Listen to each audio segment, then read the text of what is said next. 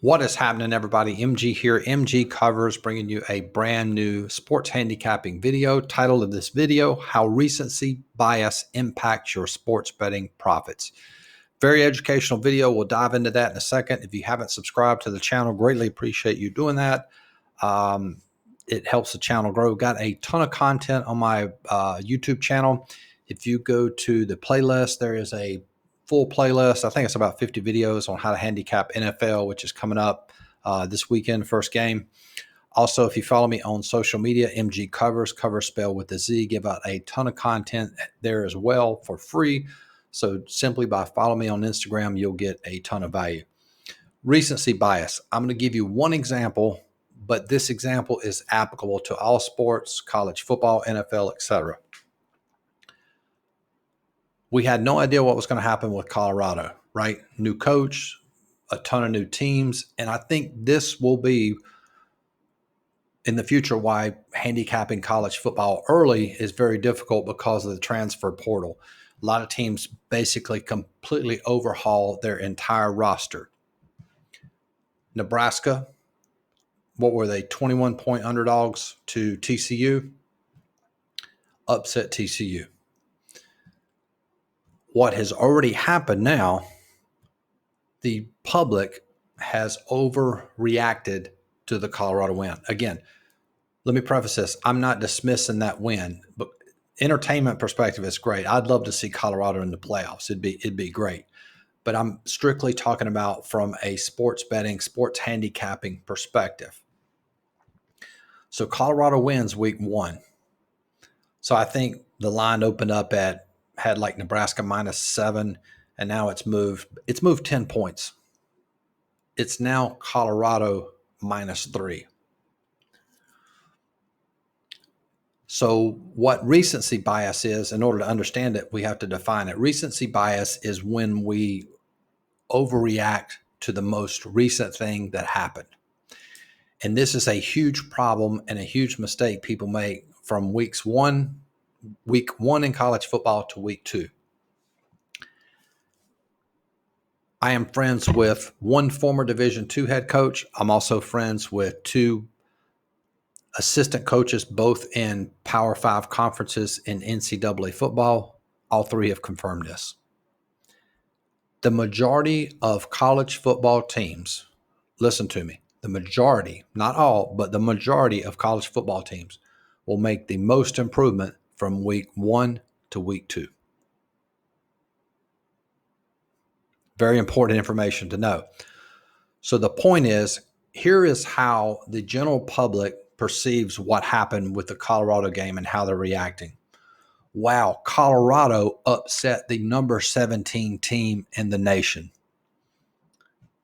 The perspective of a professional handicapper, TCU was ranked 17th. Who compiles the rankings for college football? Is it professional handicappers? Nope.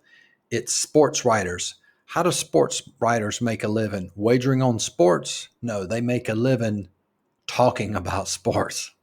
So it's the rankings this early in the season, not relevant. I'll remind you, Texas A&M was number 5 in the country last year, and they got obliterated last year. So that's one bias. Even the ranking itself is biased. But the public will say Colorado beat the number 17 team in the nation. They look unstoppable on offense. Nebraska struggled. They only had, let me pull this up. Nebraska had 114 passing yards, only 37 yards rushing, and lost to Minnesota 10-13. So right now the public is saying what?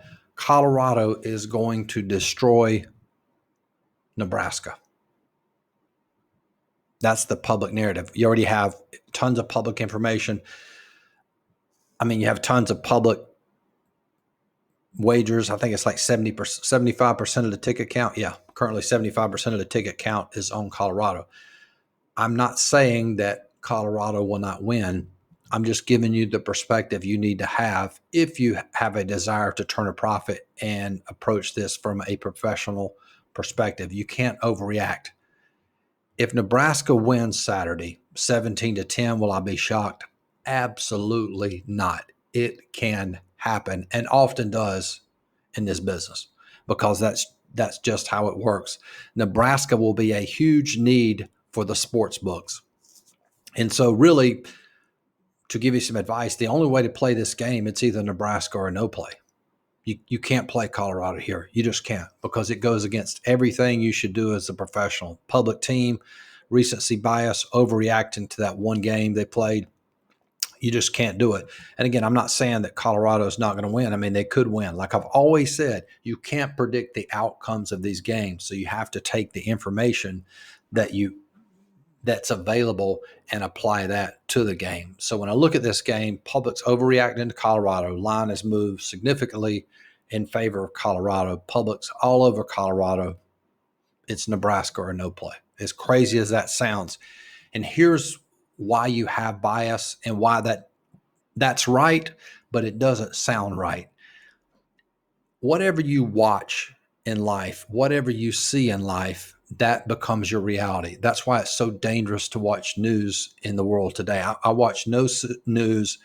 Politically, I'm in the middle. That's me. I'm a libertarian. I even hate that label. But the point is, for example, if you're around a bunch of people that smoke pot and you don't smoke pot, eventually you'll start smoking pot. If you hang around a bunch of successful people in life, you'll probably end up successful, right?